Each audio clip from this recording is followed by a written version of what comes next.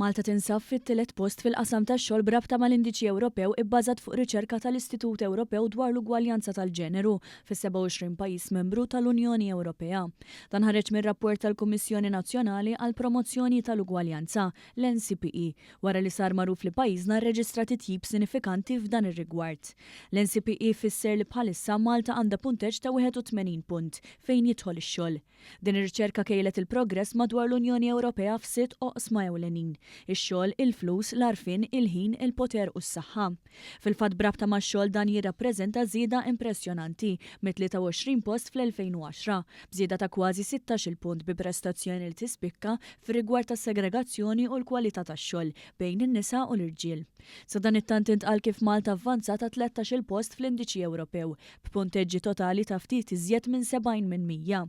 Ġie spjegat li d-differenza bejn il-ġeneri f'diversi attivitajiet fix-xogħol tad-dar naqset b'mod sinifikanti u sal-2022 78% tan-nisa u 63% tal-irġiel irrapportaw li għamlu x-xogħol tad-dar u t-tisjir kuljum. Fir-rigward ta' dħul u l-pagi Malta qed tkompli tagħmel progress u kisbet punteġġ ta' kważi 85 punt li hu żieda ta' 1.5 punti mill-indiċi preċedenti wara titjib fir-riżorsi finanzjarji u s-sitwazzjoni ekonomika. F'Malta mill-2010 ġiet irreġistrata żieda straordinarja ta' 30.3 punti fil-qasam tal-poter biex issa tinsab fi 17 post fost il-pajjiżi tal-Unjoni Ewropea, punteġġ ta' 51.2%. Fl-isfera tas-saħħa Malta ġabet kważi 88 punt, l-ogħla fost is-setturi kollha.